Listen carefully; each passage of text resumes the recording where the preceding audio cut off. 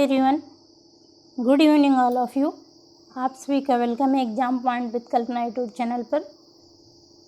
जैसा कि इस समय मध्यकालीन भारतीय इतिहास को कंप्लीट कर रहे थे और मध्यकालीन भारतीय इतिहास में आज हमारा ये लास्ट वीडियो है जो कि पेशवाओं के अधीन मराठा की शक्ति का उत्कर्ष से रिलेटेड कोई टॉपिक रहेगा।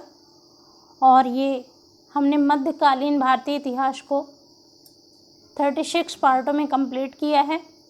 आज ये लास्ट पार्ट 36 पार्ट है। उसके बाद जो है हमारा कल से आधुनिक भारत स्टार्ट होगा। और ये क्वेश्चन जो है ऑल एग्ज़ाम के लिए वेरी वेरी इम्पोर्टेंट है, इसलिए मिस मत करिएगा। ऑल एग्ज़ाम के लिए और ऑल स्टेट के लिए सभी के लिए ये वेरी इम्पोर्टेंट क्वेश्चन है।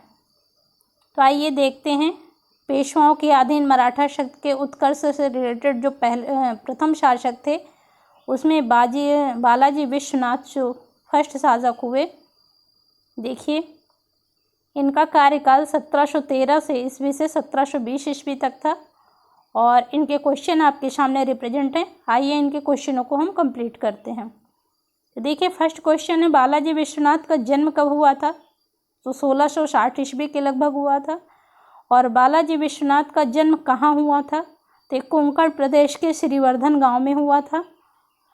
बालाजी विश्वनाथ के पूर्वज किसके अधीन अपने गांव के देशमुख या प्रधान थे? तो जंजीरा के शीदियों के अधीन जो है वहाँ के देशमुख या प्रधान थे। नेक्स्ट क्वेश्चन देखिए, बालाजी विश्वनाथ किसके अधीन सेवा में थे? ते मराठा सेनापति धानाजी जादव की सेवा में थे। और बालाजी विश्वनाथ किस स्थान पर कुछ समय तक सभासद भी रहे हैं? ते पूना में सभासद भी रहे हैं। बालाजी विश्वनाथ पेशवा बनने से पूर्व कहाँ से सूबेदार रह चुके थे? ते पेशवा बनने से पूर्व पूना के सूबेदार भी रह चुके थे। वहाँ पर 1699 ईस्वी से 1702 ईस्वी तक के सूबेदार रह चुके थे। फिर उसके बाद दौलताबाद में 1704 ईस्वी से 1707 ईस्वी तक वहाँ के सूबेदार रह चुके थे। आइए नेक्स्ट क्वेश्चन देखिए, 1708 ईस्वी में साहू ने बालाजी विश्वनाथ को किस पद पर नियुक्त किए थे? तो ये सेना कर्ता के रूप में, ये सैन्य संगठन कर्ता के रूप में जो है इनको जो है नियुक्त किया था। नेक्स्ट क्वेश्चन देखिए, बालाजी विश्वनाथ को मराठा पेशवा कब बनाया गया था? तो 1713 ईस्वी में बनाया गया था। और बालाजी विश्वनाथ किस मराठा शासक के अधीन पेशवा बने थे? तो शाहू जी के अधीन ये पेशवा बने थे। किस मराठा पेशवा के समय पेशवा का पद वंशानुगत हो गया था? तो ये बालाजी विश्वनाथ के समय जो है पेशवा का पद वंशानुगत हो गया था। आगे देखें नेक्स्ट क्वेश्चन, पेशवा वंश की स्थापना किसके द्वारा की गई थी? तो बालाजी विश्वनाथ के द्वारा की गई थी। और मराठा पेशवा बालाजी विश्वनाथ के साथ 1719 ईस्वी में सैयद हुसैन अली ने किसकी ओर से संधि की थी? तो ये सैयद हुसैन अली जो थे ये मुगल बादशाह फर्रुखसियर की ओर से इन्होंने 1719 ईस्वी में पेशवा बालाजी विश्वनाथ के साथ संधि की थी। मराठा एवं मुगलों के मध्य 1719 ईस्वी में कौन सी संधि हुई थी? तो दिल्ली की संधि हुई थी। नेक्स्ट क्वेश्चन देखिए, मराठा एवं मुगलों के मध्य दिल्ली की संधि को किसने जो है मराठा का मैग्ना कार्टा की संज्ञा दी थी? तो ये इतिहासकार जो है रिचर्ड टेम्पल थे। इन्होंने मराठा एवं मुगलों के मध्य जो दिल्ली की संधि हुई थी 1719 ईस्वी में, इसे मराठों का मैग्ना कार्टा की संज्ञा दी थी। नेक्स्ट क्वेश्चन देखिए, किस संधि के तहत मराठों को दक्कन के मुगल प्रांत में प्रत्यक्ष रूप से चौथ एवं सरदेशमुख कर प्राप्त करने का अधिकार मिला? तो दिल्ली की संधि से मिला। और बालाजी विश्वनाथ की मृत्यु कब हुई? तो 1720 ईस्वी में इनकी मृत्यु हुई। फिर आइए देखिए जो नेक्स्ट शासक हुए बालाजी विश्वनाथ के बाद, बाजीराव प्रथम। इनसे रिलेटेड क्वेश्चनों को देखिए, इनका कार्यकाल 1720 से 1740 ईस्वी तक था। फर्स्ट क्वेश्चन देखिए, बालाजी विश्वनाथ की मृत्यु के उपरांत मराठा पेशवा के पद पर किसे नियुक्त किया गया था? तो बाजीराव प्रथम को नियुक्त किया गया था। बाजीराव किसका पुत्र था? तो बालाजी विश्वनाथ का पुत्र था। बाजीराव प्रथम कितने वर्ष की आयु में मराठा पेशवा नियुक्त हुआ? तो 19 वर्ष की आयु में मराठा पेशवा नियुक्त हुआ। नेक्स्ट क्वेश्चन देखिए, किस मराठा पेशवा ने कहा था कि अब समय आ गया है कि हम विदेशियों को भारत से निकाल दें और हिंदुओं के लिए एक मिनट। हिंदुओं के लिए अमर कीर्ति प्राप्त करें। आओ इस खोखले तने पर प्रहार करें, शाखाएं तो स्वयं गिर जाएंगी। प्रत्युत्तर में सभासदों ने कहा कि आप योग्य पिता के योग्य पुत्र हैं, निश्चय ही आप ऐसा कर पाएंगे। तो बाजीराव प्रथम के बारे में ऐसा कहा गया है, बाजीराव प्रथम ने स्टेटमेंट दिया था। नेक्स्ट क्वेश्चन देखिए, शिवाजी के पश्चात गुरिल्ला युद्ध का संचालन किसने किया था? तो बाजीराव प्रथम ने किया था। नेक्स्ट क्वेश्चन, हिंदू पद पातशाही का सिद्धांत प्रतिपादित करने का श्रेय किस मराठा पेशवा को दिया जाता है? तो बाजीराव प्रथम को दिया जाता है। किस मराठा पेशवा ने पालखेड़ की लड़ाई में हैदराबाद के निजाम को पराजित किया था? तो बाजीराव प्रथम ने पराजित किया था। किस मराठा पेशवा ने पुर्तगालियों से सालसेट और बेशिन को छीन लिया था? तो बाजीराव प्रथम ही मराठा पेशवा थे, इन्होंने पुर्तगालियों से सालसेट और बेशिन को छीन लिया था। नेक्स्ट क्वेश्चन देखिए, नादिर शाह के भारत पर आक्रमण के समय मराठा का नेतृत्व किसके हाथों में था? तो ये बाजीराव प्रथम के हाथों में था। और मराठा पेशवा बाजीराव प्रथम ने हैदराबाद के किस शासक को पराजित किया था? तो निजाम उल मुल्क आशफ जहाँ को इन्होंने पराजित किया था। नेक्स्ट क्वेश्चन देखिए, मराठा पेशवा बाजीराव प्रथम एवं हैदराबाद के निजाम के मध्य कौन सी संधि हुई थी? तो मुंगजी शिवगांव की संधि हुई थी, जो कि 1728 ईस्वी में हुई थी। मराठा पेशवा बाजीराव प्रथम एवं हैदराबाद के निजाम के मध्य भोपाल के निकट कौन सी संधि हुई थी? तो दुरई सराय की संधि हुई थी 1738 ईस्वी में। नेक्स्ट क्वेश्चन देखिए, मराठा पेशवा बाजीराव प्रथम ने 1731 ईस्वी में दभाई के निकट किस मराठा सेनापति सरदार को पराजित किया था? त्र्यंबक राव को जो है इन्होंने पराजित किया था। नेक्स्ट क्वेश्चन देखिए, प्रसिद्ध मुस्लिम नृतंगाना मस्तानी से पेशवा बाजीराव की भेंट किस स्थल पर हुई थी? तो बुंदेलखंड क्षेत्र में हुई थी और छत्रसाल द्वारा आयोजित कार्यक्रम में हुई थी। नेक्स्ट क्वेश्चन देखिए, किस मराठा सरदार के नेतृत्व में सालसेट और बेशिन का क्षेत्र पुर्तगालियों से विजित किया गया था? तो चिमना जी के नेतृत्व में जो है सालसेट और बेशिन का क्षेत्र पुर्तगालियों से विजित किया गया था। नेक्स्ट क्वेश्चन देखिए, पेशवा बाजीराव प्रथम ने किन प्रमुख मराठा सरदारों के प्रभाव वाले क्षेत्र को विभाजित किया था? तो इन्होंने गायकवाड़ को बड़ौदा गुजरात का क्षेत्र में विभाजित किया था, सिंधिया को उज्जैन और ग्वालियर जो कि मध्य प्रदेश में है यहाँ पर विभाजित किया था, और भोसले को जो है इन्होंने नागपुर जो कि महाराष्ट्र में है, और होलकर को इन्होंने इंदौर जो कि मध्य प्रदेश में है। आगे देखिए, पेशवा बाजीराव प्रथम की मृत्यु कब हुई थी? तो 1740 ईस्वी में इनकी मृत्यु हुई थी। फिर उसके बाद नेक्स्ट शासक हुए बालाजी बाजीराव। इनका कार्यकाल 1740 से 1761 ईस्वी तक था। इनसे रिलेटेड क्वेश्चनों को देखिए। फर्स्ट क्वेश्चन है, पेशवा बाजीराव प्रथम की मृत्यु के उपरांत पेशवा के पद पर कौन आसीन हुआ था? तो बालाजी बाजीराव जो है आसीन हुए थे। नेक्स्ट क्वेश्चन देखिए, किस मराठा छत्रपति ने बालाजी बाजीराव को अपना पेशवा नियुक्त किया था? तो शाहू जी मराठा छत्रपति को इन्होंने बालाजी बाजीराव ने अपना पेशवा नियुक्त किया था। बालाजी बाजीराव का जन्म कब हुआ था? 1721 ईस्वी में इनका जन्म हुआ था। और बालाजी बाजीराव किस उपनाम से प्रसिद्ध थे? तो ये नाना साहेब के नाम से प्रसिद्ध थे। आगे देखिए, मराठा छत्रपति शाहू ने अपनी मृत्यु से पूर्व जो है किसे अपना उत्तराधिकारी नियुक्त किया था? तो जो मराठा छत्रपति शाहू जी थे इन्होंने अपनी मृत्यु से पूर्व ताराबाई के पौत्र राजा राम द्वितीय को अपना उत्तराधिकारी नियुक्त किया था। नेक्स्ट क्वेश्चन देखिए, तत्कालीन मराठा छत्रपति शाहू की मृत्यु कब हुई थी? 1749 ईस्वी में इनकी मृत्यु हुई थी। किस मराठा सरदार ने नवनियुक्त पेशवा बालाजी बाजीराव का विरोध किया था? तो रघुनाथ राव या राघोबा ने जो है पेशवा बालाजी बाजीराव का विरोध किया था। नेक्स्ट क्वेश्चन देखिए, बालाजी बाजीराव के चचेरे भाई का क्या नाम था?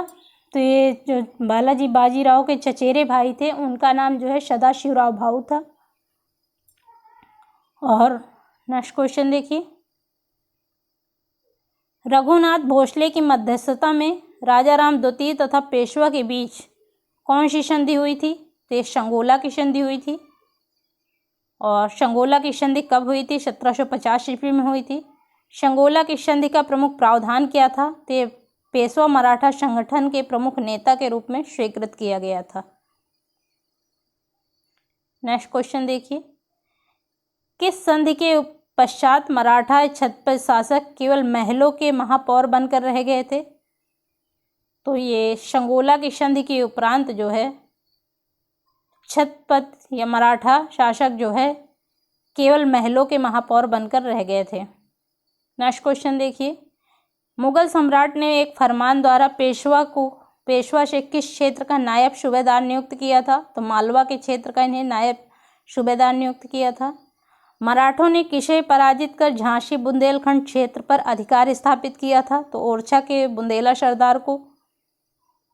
और नेक्स्ट क्वेश्चन देखिए, किस मराठा सरदार ने कर्नाटक अभियान के दौरान चंदा साहब को कैद कर सतारा भेज दिया था?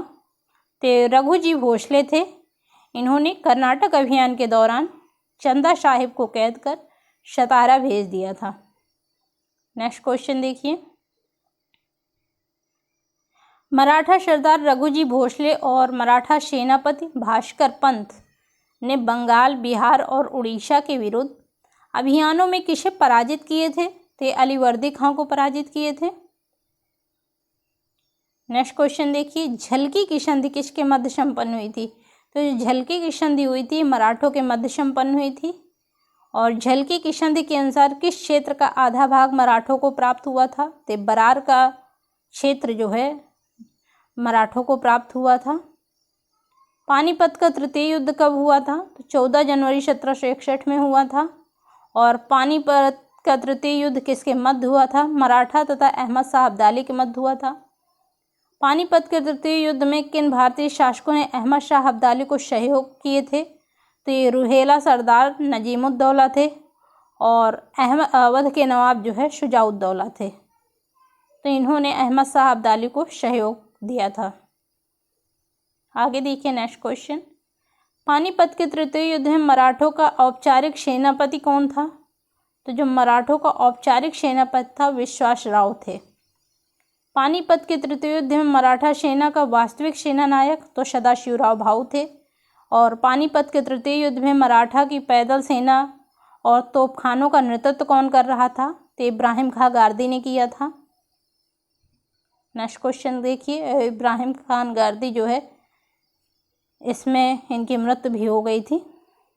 नेक्स्ट क्वेश्चन देखिए, पानीपत के तृतीय युद्ध में किन मराठा सरदारों ने युद्ध के बीच में ही मैदान छोड़कर भाग गए थे? तो ये महादजी सिंधिया थे तथा मल्हार राव होलकर थे। नेक्स्ट क्वेश्चन देखिए, पानीपत के तृतीय युद्ध में मराठों को किस मुगल वजीर का समर्थन प्राप्त था? तो इमाद उल मुल्क ये वजीर थे, मुगल वजीर, इनका जो है समर्थन प्राप्त था। पानीपत के तृतीय युद्ध में किसने मराठों को पराजित किया? तो अफगानों ने मराठों को पराजित किया था। आगे देखिए नेक्स्ट क्वेश्चन, एक मिनट, इतिहासकार जे.एन. सरकार ने किस युद्ध के संदर्भ में लिखा है कि महाराष्ट्र में संभवतः ही ऐसा कोई परिवार होगा जिसने कोई न कोई संबंधी न खोया हो और कुछ परिवारों का तो सर्वनाश ही हो गया है? तो ये पानीपत के तृतीय युद्ध के विषय में जो है इतिहासकार जे.एन. सरकार ने ऐसा लिखा था।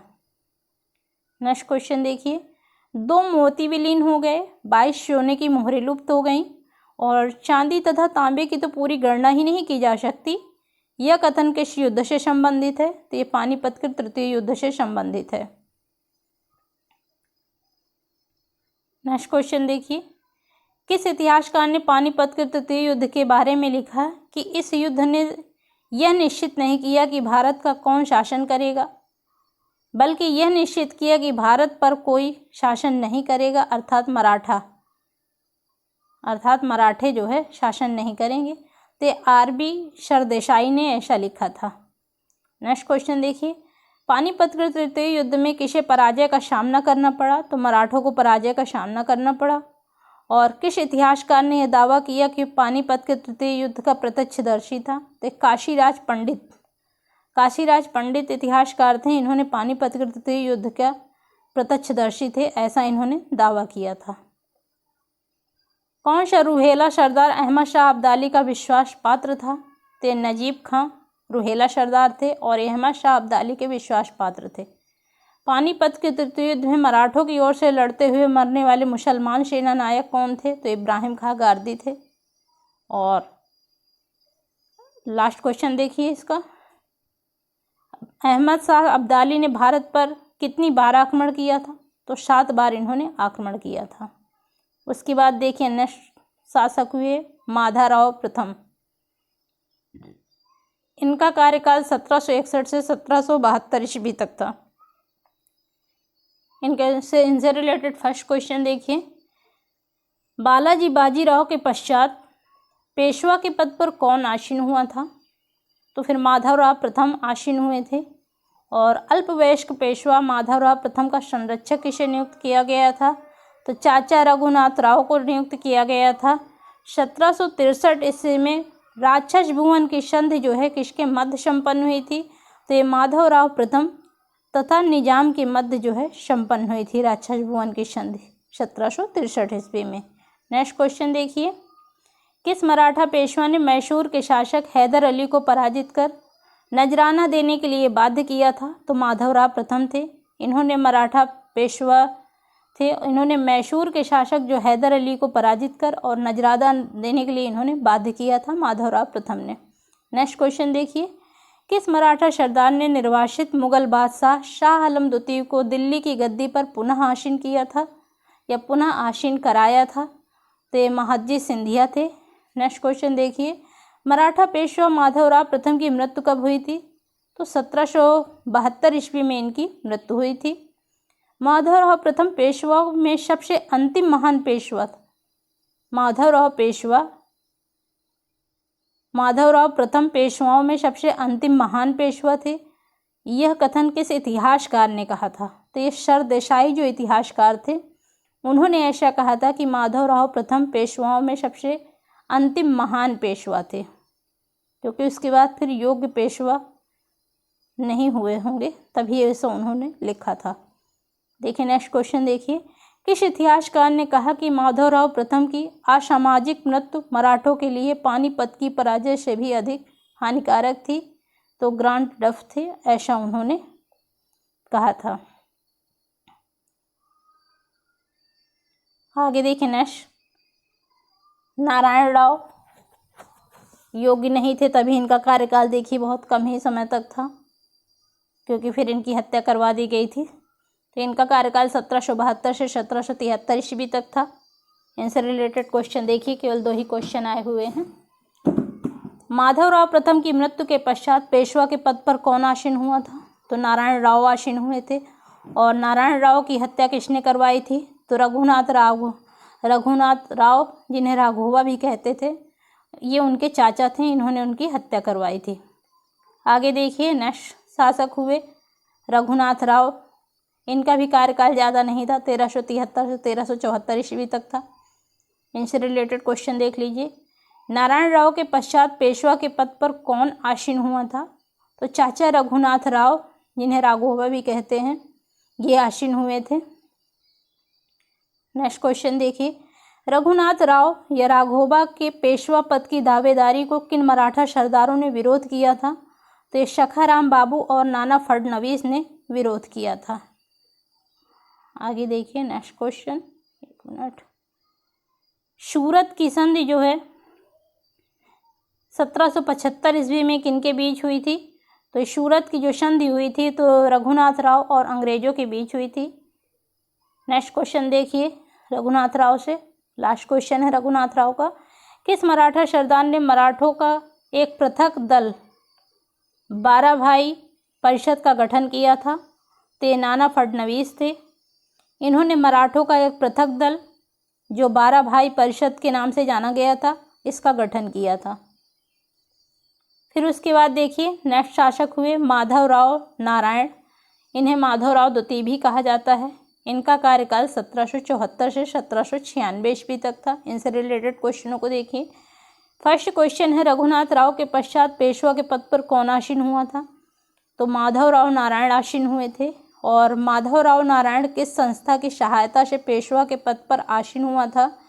तो ये 12 भाई परिषद की संस्था थी, जिसका गठन जो है नाना फडणवीस ने किया था, और इसी की सहायता से माधवराव नारायण जो है पेशवा के पद पर आसीन हुए थे।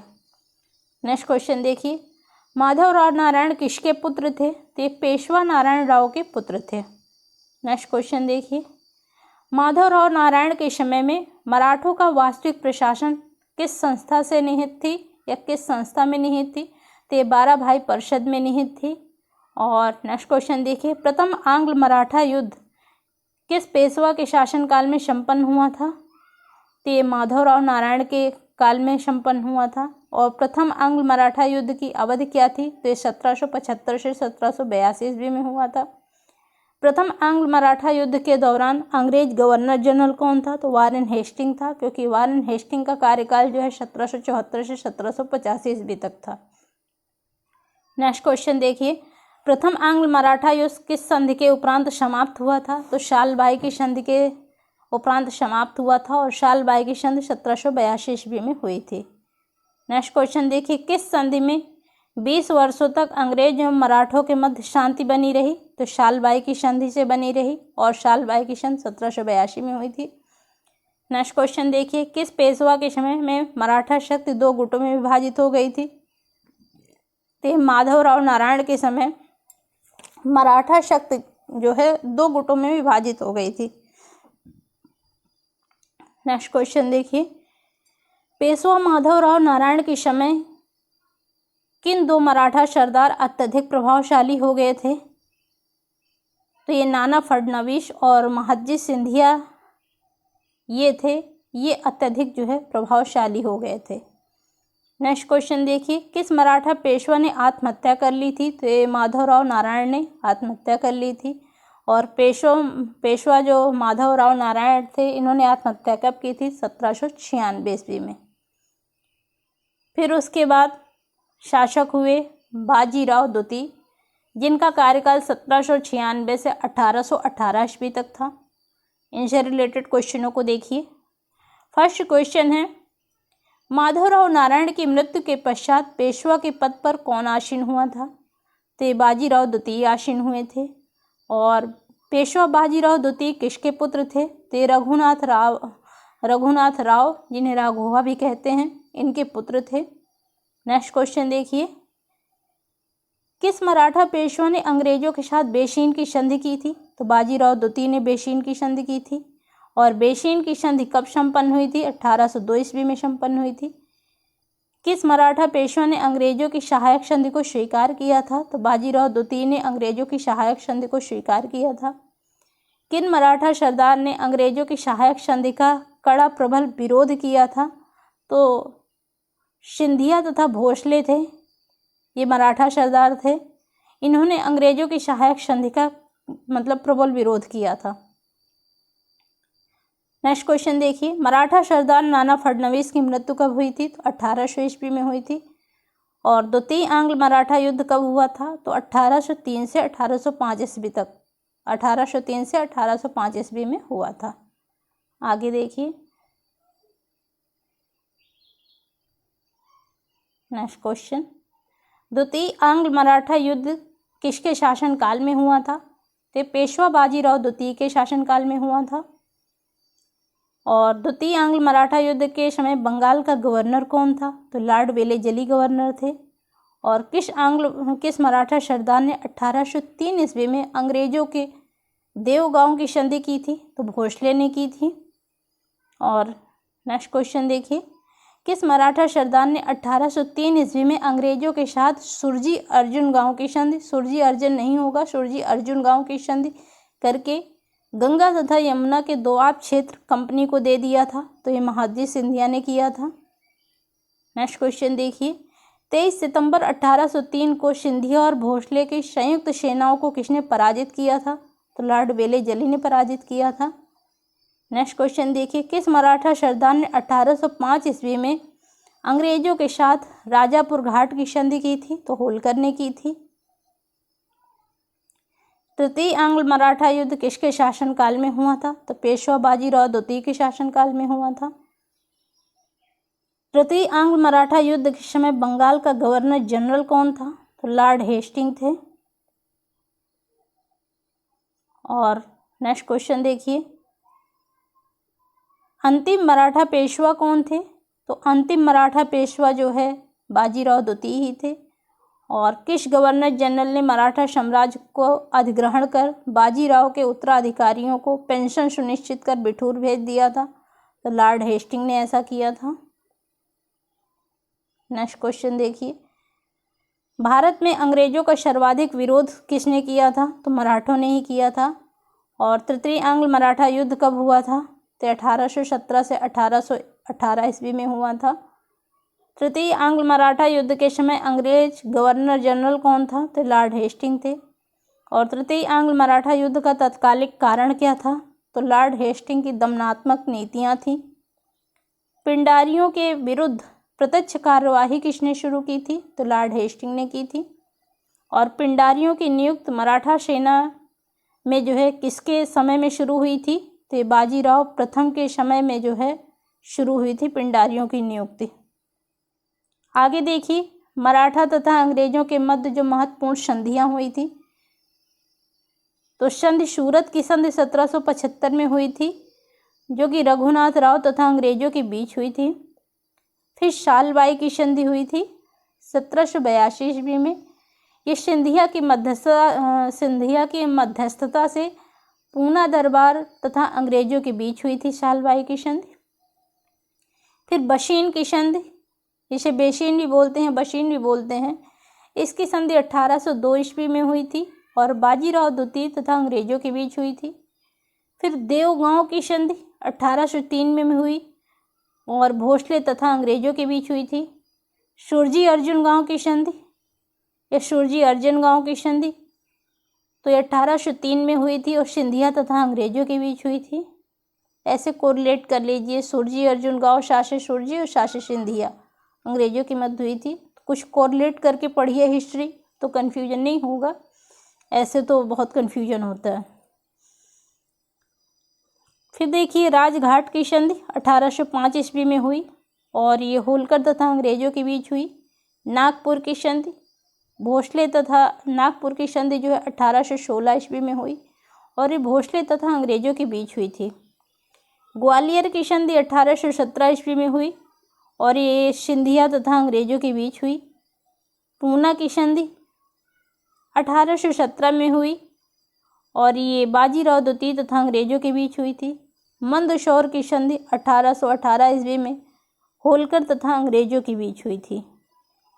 तो हमारा जो है ये मध्यकालीन भारत कंप्लीट हो गया और हमने टॉपिक वाइज सारे टॉपिकों को बहुत अच्छे से कंप्लीट किया है। आप इसको 1 से 2 बार 3 बार पढ़िएगा जब तक आपके सारे क्वेश्चन बहुत अच्छे से क्लियर ना हो जाएं, क्योंकि मैं इसलिए बार बार बोल रही हूँ कि ये क्वेश्चन मोस्ट इम्पॉर्टेंट है, इसलिए मिस मत करिएगा। क्योंकि बार बार रिपीटेड करने से ये होता है कि आपके क्वेश्चनों में क्लियरिटी आ जाती है और कन्फ्यूजन नहीं रहता है, इसलिए आप इसको मिस मत करिएगा। 1 से 2 बार 3 बार देखेंगे तो कंप्लीट हो जाएगा, क्लियर भी हो जाएगा। और हमारा मध्यकालीन भारत आज से कंप्लीट हुआ। हमने इसी तरह प्राचीन भारत को कंप्लीट किया है और टॉपिक वाइज कंप्लीट किया है। अब मंडे के दिन से या कल 24 जून से हमारा आधुनिक भारत स्टार्ट हो जाएगा, उसको भी हम क्रम वाइज कंप्लीट करेंगे टॉपिक वाइज। फिर उसके बाद हम MCQ लेकर आएंगे। तो ठीक है, आज के लिए इतना ही। और प्लीज़ मेरे मोटिवेशन के लिए सब्सक्राइब शेयर लाइक ज़रूर करिएगा। अगर आपको ये वीडियो कैसी लग रही है ये भी बताइएगा, कोई रिक्वायरमेंट हो वो भी बताइएगा। ठीक है, थैंक यू सो मच।